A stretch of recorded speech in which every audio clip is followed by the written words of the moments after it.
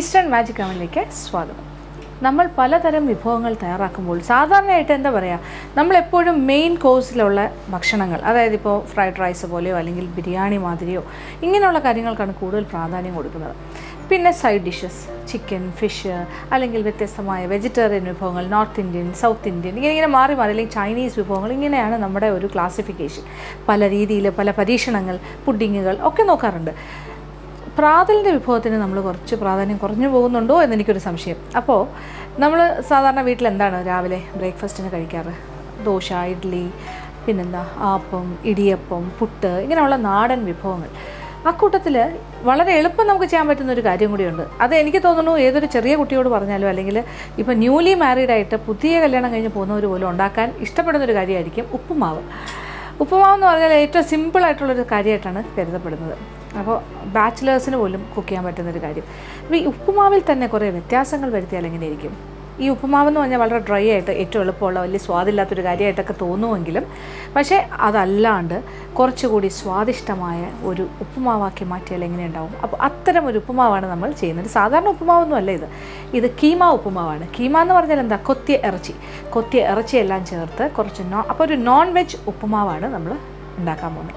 അപ്പോൾ നമ്മുടെ കീമ ഉപ്പുമാവ് എങ്ങനെയാണ് തയ്യാറാക്കുന്നത് നോക്കാം. ഇതിൻ്റെ ചേരുവകൾ എന്തൊക്കെയാണെന്ന് നോക്കാം.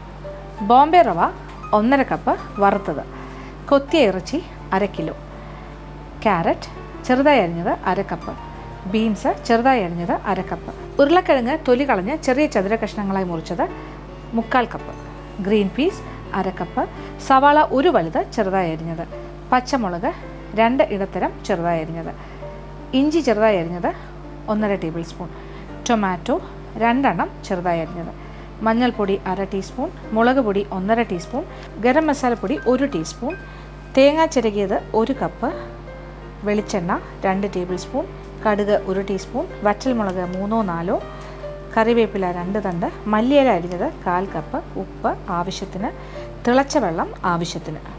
അപ്പോൾ നമ്മളുടെ കീമ ഉപ്പുമാവ് തയ്യാറാക്കി തുടങ്ങാം. കീമ എന്ന് പറഞ്ഞാൽ കൊത്തിയ ഇറച്ചി. അത് മാട്ടിറച്ചി വേണമെങ്കിലും ആകാം, ആട്ടിറച്ചി വേണമെങ്കിലും ആകാം, എന്താണെങ്കിലും കുഴപ്പമില്ല. ഇനി അതല്ല, ഇത് രണ്ടും കഴിക്കാത്ത ആൾക്കാരാണെങ്കിൽ ചിക്കൻ കൊത്തിയെടുത്താലും മതി. മിൻസ്ഡ് ചിക്കൻ, കൊത്തിയ ചിക്കൻ്റെ ഇറച്ചി. അപ്പോൾ ആദ്യം ചെയ്യേണ്ട ഒരു കാര്യമുണ്ട്, റവ വറുത്തെടുക്കണം.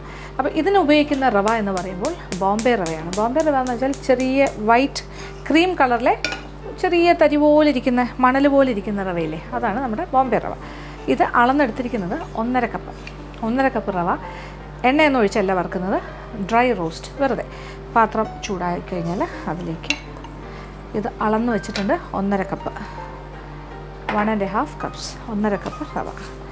ഇത് ചെറുതായിട്ടൊന്ന് വറുക്കണം. വറുത്ത് നമ്മളൊരു പാത്രത്തിലേക്ക് ആദ്യം മാറ്റും. ഒരു ഇളം കളറായിട്ട് തുടങ്ങുന്ന, ഒരു ലൈറ്റ് ബ്രൗൺ ആകാൻ തുടങ്ങുന്ന ഒരു പാകം.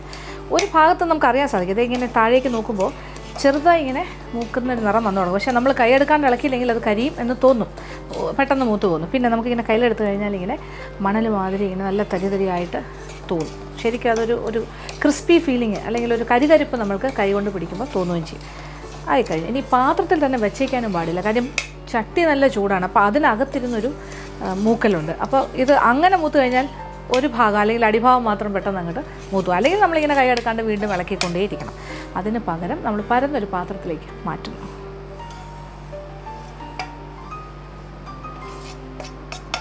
ഇനി നമ്മൾ വീണ്ടും അടുപ്പ് കത്തിക്കുന്നു.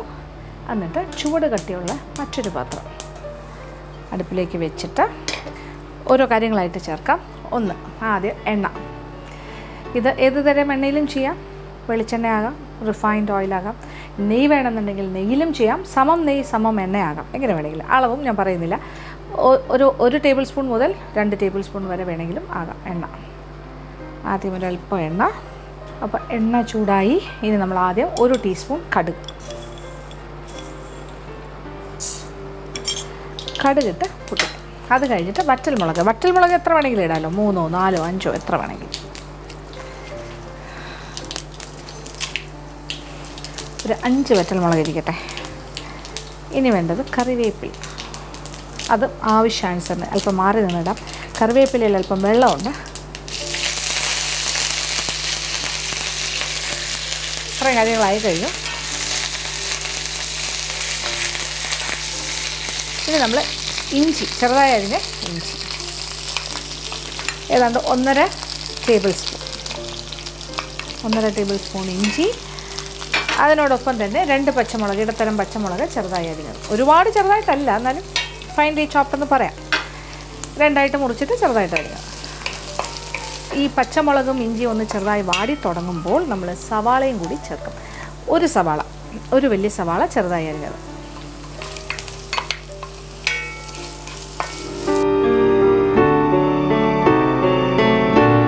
അപ്പോൾ സവാളയും വാടി നിറം മാറി തുടങ്ങുന്ന ഒരു സ്റ്റേജ് ആകുമ്പോൾ നമ്മൾ അതിലേക്ക് കൊത്തി വെച്ചിരിക്കുന്ന ഇറച്ചി, ഇത് 1/2 കിലോ കീമയാണ്, കൊത്തി ഇറച്ചിയാണ്.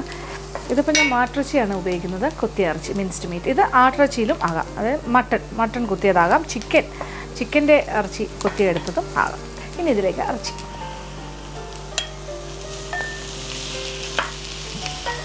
കഴുകി വൃത്തിയാക്കി പിഴിഞ്ഞെടുത്ത ഇറച്ചിയാണ്. എന്നാലും ഇതിൻ്റെ ഉള്ളിൽ എന്തുണ്ടാവും? വെള്ളം. അപ്പോൾ ഇറച്ചിയിൽ നിന്ന് വെള്ളമൊക്കെ ഇറങ്ങി വരട്ടെ. ഇനി നമ്മൾ ഈ ഇറച്ചിയിലേക്ക് ഒരല്പം മഞ്ഞൾപ്പൊടി, ഒരു 1/4 ടീസ്പൂൺ മഞ്ഞൾപ്പൊടിയും ചേർക്കാം. ആദ്യമേ തന്നെ ചേർക്കാം. 1/4 ടീസ്പൂൺ. ഒരു മഞ്ഞൾപ്പൊടിയുടെ നിറവും കൂടി വരട്ടെ.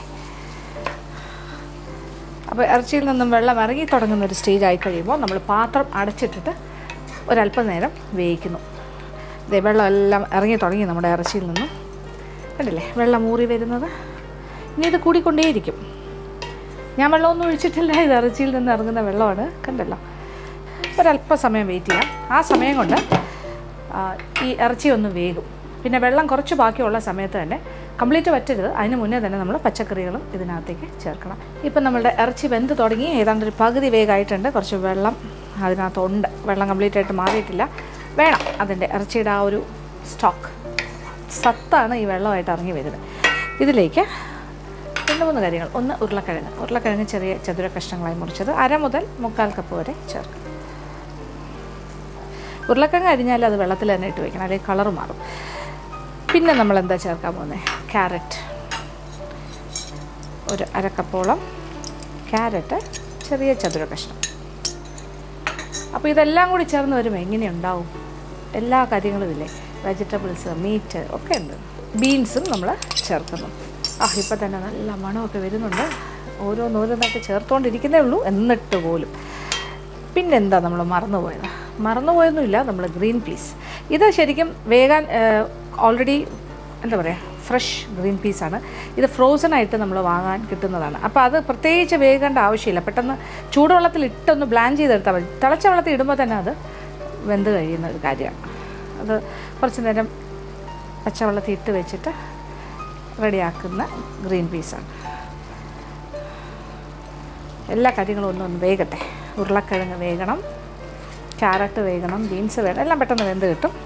അപ്പോൾ ആവിയിൽ വേകട്ടെ. ആ വെള്ളവും ആവിയും എല്ലാം കൊണ്ട് വെന്ത് ഇറച്ചി ഫുൾ വേകണം. അപ്പോൾ എല്ലാം പാകത്തിന് വെന്ത് കിട്ടട്ടെ. അപ്പോൾ നമ്മുടെ പച്ചക്കറികളൊക്കെ പാകത്തിന് വെന്തിട്ടുണ്ടാകും. തുറന്ന് നോക്കാം, വെള്ളം എല്ലാം വറ്റിയിട്ടുണ്ടാകും. ഇനി ഒരു കാര്യം ചെയ്യാം, ഇപ്പുറത്തെ അടുപ്പിൽ നമ്മൾ കുറച്ച് വെള്ളം തിളപ്പിക്കാനായിട്ട് വെച്ചിട്ടുണ്ട്. ഇത് നമ്മുടെ ഉപ്പുമാവിന് ആവശ്യമുള്ള തിളച്ച വെള്ളം എടുക്കാനാണ്. ഇവിടെ ഡ്രൈ ആയി കഴിഞ്ഞു കാര്യങ്ങൾ. ഇനി നമ്മൾ ഓരോന്നോരോന്നായിട്ട് ചേർക്കാൻ പോകണം. ഇനി കുറച്ച് കാര്യങ്ങൾ. മുളക് പൊടി 1.5 ടീസ്പൂൺ ചേർക്കാം.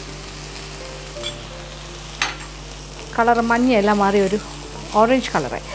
ഇനി നമ്മൾ 1/4 ടീസ്പൂൺ മഞ്ഞൾപ്പൊടി ചേർത്തു. വേണമെങ്കിൽ ഒരു 1/4 ടീസ്പൂൺ മഞ്ഞൾപ്പൊടിയും കൂടി ചേർക്കാം. ഇനി നമ്മൾ ഗരം മസാലപ്പൊടി 1 ടീസ്പൂൺ വരെ ആകാം. അതിൽ ആദ്യത്തെ 1/2 ടീസ്പൂൺ ഇപ്പോൾ ഇടാം. ഒരു 1/2 ടീസ്പൂൺ. ടൊമാറ്റോ 2 ചെറിയ ഇടത്തരം സൈസിലെ ടൊമാറ്റോ കഷ്ണങ്ങളായിട്ട് അരിഞ്ഞു. അപ്പോൾ ടൊമാറ്റോ ഒന്ന് വാടിയാൽ മാത്രം മതി. ഇനി നമ്മൾക്ക് ഒരല്പം ഉപ്പും കൂടി ചേർത്ത് കൊടുക്കും. കുറച്ച് ഉപ്പ് ചേർത്താണ്, എന്നാലും പോരാ, കുറച്ചുകൂടി ആകാം.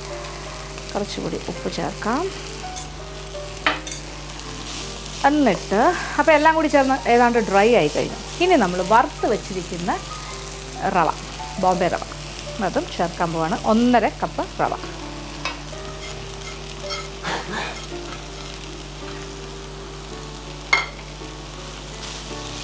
പച്ചക്കറികളും ഇറച്ചിയുമൊക്കെ റവയുടെ എല്ലാ ഭാഗത്തേക്കും ഒന്ന് മിക്സ് ആകട്ടെ. ഇപ്പോൾ നമ്മളുടെ സൈഡിൽ വെള്ളം തിളച്ചുകൊണ്ടേയിരിക്കുകയാണ്. തിളയ്ക്കാൻ വെച്ച വെള്ളം തിളച്ചു തുടങ്ങി. അതിൽ നിന്നും കുറേശ്ശെ വെള്ളം എടുത്തിട്ട് ആവശ്യാനുസരണം ഒന്നിച്ചൊഴിക്കരുത്, ഇച്ചിരി ഇച്ചിരിയായിട്ട് ഒഴിച്ചു കൊടുക്കുക. ഇപ്പോൾ നമ്മുടെ ഇത് കുഴഞ്ഞ ഉപ്പുമാവല്ല, അത് പ്രത്യേകം ശ്രദ്ധിക്കുക. നമ്മളിതിങ്ങനെ ഒരു ഈ മാതിരി തന്നെ ഇരിക്കും ഉപ്പുമാവ്. പുട്ടൊക്കെ പൊടിച്ച് വെച്ചാൽ ഇങ്ങനെ ഇരിക്കും, അതുപോലെ ഇരിക്കണം. അപ്പോൾ കുഴഞ്ഞ ഉപ്പുമാവ് അല്ലാത്തതുകൊണ്ട് ഈ രീതിയിലാണ് ചെയ്യേണ്ടത്. തീ അല്പം കൂട്ടാം. കുറേശ്ശെ വെള്ളം തിളച്ചുകൊണ്ടിരിക്കുന്ന വെള്ളം കുറേശ്ശെ ഒഴിച്ചു കൊടുക്കുക. വെള്ളം നന്നായിട്ട് തിളച്ചു തുടങ്ങി.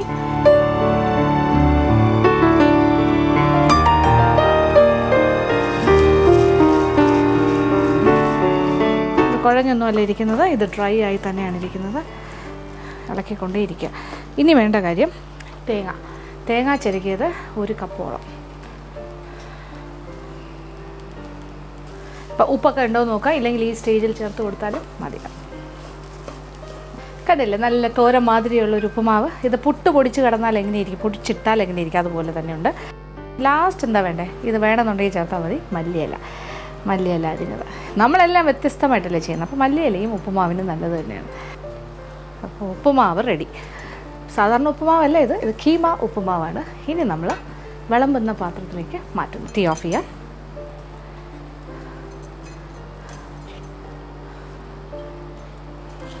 ഇതിനകത്തുള്ള ഇറച്ചിയെല്ലാം ഇതിൻ്റെ കൂടെ നന്നായിട്ട് മിക്സായി കഴിഞ്ഞു. അപ്പോൾ ഉപ്പുമാവ് ഇറച്ചി ഏതെന്ന് തിരിച്ചറിയാൻ പറ്റില്ല. റവയും മീറ്റും ഇറച്ചിയുടെ പീസസും എല്ലാം അങ്ങോട്ടും ഇങ്ങോട്ടും ചേർന്ന് കിടക്കുകയാണ്, ഭയങ്കരമായിട്ട് മിക്സായി കഴിഞ്ഞു. അങ്ങനെ നമ്മുടെ കീമ ഉപ്പുമാവ് ഞാൻ വിളമ്പുന്ന പാത്രത്തിലേക്ക് മാറ്റിക്കഴിഞ്ഞു. ഇനി മുകളിൽ ചെറിയ അലങ്കാരമാകാം. കുറച്ച് മല്ലിയില അരിഞ്ഞത് ബാക്കിയുണ്ട്, അത് മുകളിലായിട്ട് ഇങ്ങനെ വിതറാം. അപ്പോൾ തീർച്ചയായിട്ടും പരീക്ഷിക്കുക, എല്ലാവർക്കും ഇഷ്ടം.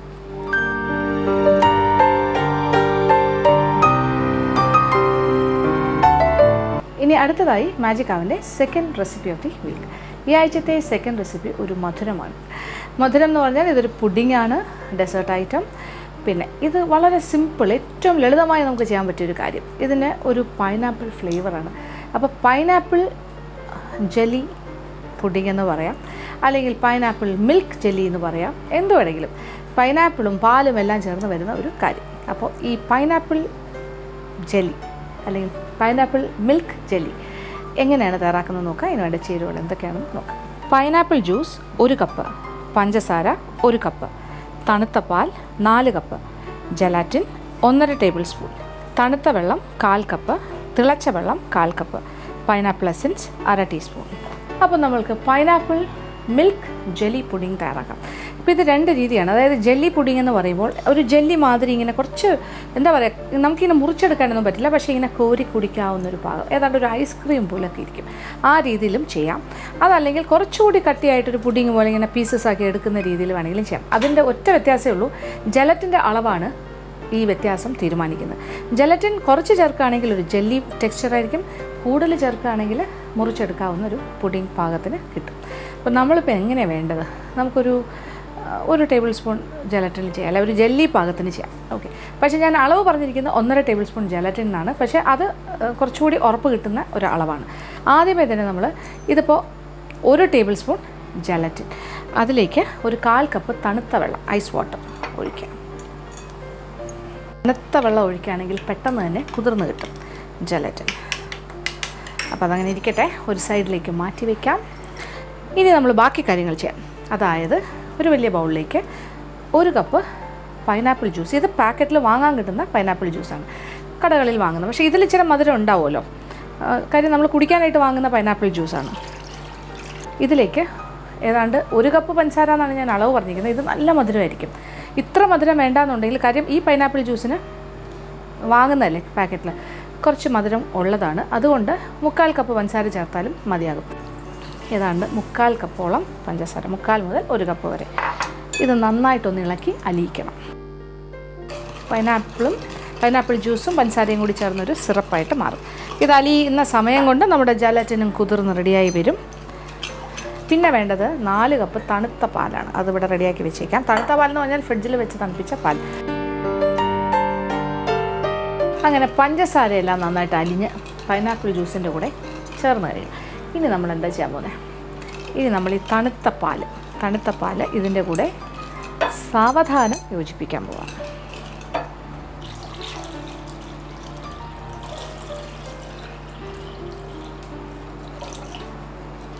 പൈനാപ്പിൾ ജ്യൂസ് എന്ന് പറഞ്ഞാൽ ഒരു അല്പം സിട്രസ് ആണല്ലോ അല്ലേ, പൈനാപ്പിളിന് ഇച്ചിരി ഒരു പുളി ഉണ്ടാവില്ല, മധുരവും കൂടി ചേർന്ന് വരുമ്പോൾ അതിൻ്റെ പുളിയെ ഒരുപാട് നമ്മൾ കുറയ്ക്കുകയാണ്. എന്നാൽ പോലും ചിലർക്കെങ്കിലും സംശയം ഉണ്ടാവും, ഈ പൈനാപ്പിളിൻ്റെ ജ്യൂസും പാലും കൂടി യോജിപ്പിച്ചാൽ അല്പം പിരിയാനുള്ള സാധ്യതയില്ലേ? അതില്ല, കാര്യം നല്ല തണുത്ത പാലാണ് നമ്മൾ ഉപയോഗിക്കുന്നത്. ഇനി വളരെ സാവധാനം ഇത് രണ്ടും കൂടി യോജിപ്പിച്ചോളൂ. പിന്നെ പൈനാപ്പിളിൻ്റെ ആ പുളിയെ ക്രമീകരിക്കാനായിട്ട് ധാരാളമായിട്ട് പഞ്ചസാരയും നമ്മൾ ചേർത്ത് കഴിഞ്ഞു. തണുത്ത പാലാണ്, രണ്ടും കൂടി യോജിപ്പിക്കുക. ഒരുപാട് നേരം ഇളക്കണമെന്നില്ല, ഇത്രയൊക്കെ മതി. പിന്നെ നമ്മുടെ കുതിർന്നിരിക്കുന്ന ജലറ്റിനിലേക്ക് തിളച്ച വെള്ളം ഒഴിച്ച് അതിങ്ങനെ കുതിർന്നിരിക്കുകയാണ്, ഏതാണ്ട് പൂർണ്ണമായി അലിഞ്ഞു കഴിഞ്ഞു. ഈ കുതിർന്ന് ഇരുന്ന ജലറ്റിനിൽ ചൂടുവെള്ളം ഒഴിച്ച്, തിളച്ചുകൊണ്ടിരിക്കുന്ന വെള്ളം ഒഴിച്ച് അലിയിച്ചെടുത്തത് നമ്മുടെ ഈ പാൽ മിശ്രിതത്തിൽ ഞാൻ യോജിപ്പിക്കാൻ പോവുകയാണ്. ഇനി ജലറ്റിന് നന്നായിട്ട് എന്താ പറയുക, ഈ മെൽറ്റഡ് ജലറ്റിൻ, ഉരുകിയ ജലറ്റിന് നന്നായിട്ട് യോജിപ്പിച്ച് കഴിഞ്ഞു.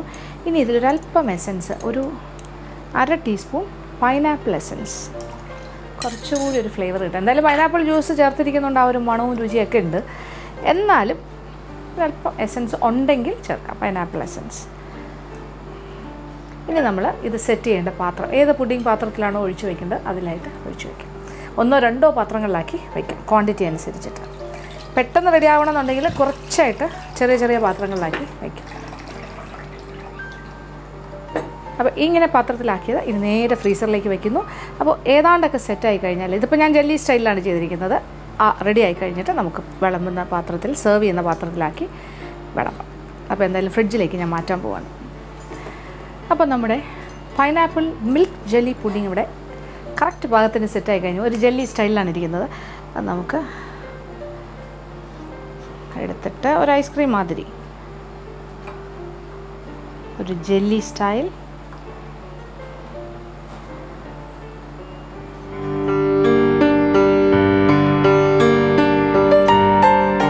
ഒരു ജെല്ലി സ്റ്റൈലിലാണ് ഇരിക്കുന്നത്. കണ്ടില്ല, ജെല്ലി എന്ന് പറഞ്ഞാൽ ഇങ്ങനെ മൂവ് ചെയ്തുകൊണ്ടിരിക്കും, അതിങ്ങനെ ഭയങ്കര ഷേക്കി ആയിരിക്കും. അപ്പോൾ ആ രീതിയിലാണ് ഈ 1 ടേബിൾ സ്പൂൺ ജലറ്റിൻ ചേർത്ത് ഈ പുഡിങ് തയ്യാറാക്കിയാൽ കിട്ടുന്നത്. 1.5 ടേബിൾ സ്പൂൺ ജലറ്റിൻ ചേർത്താൽ കുറച്ചുകൂടി ഒന്ന് ഉറച്ചു കിട്ടും. അപ്പോൾ ഏത് വേണമെന്നുള്ളത് നിങ്ങൾ തന്നെ തീരുമാനിക്കുക. എന്നിട്ട് തീർച്ചയായിട്ടും പരീക്ഷിക്കുക, എല്ലാവർക്കും ഇഷ്ടം.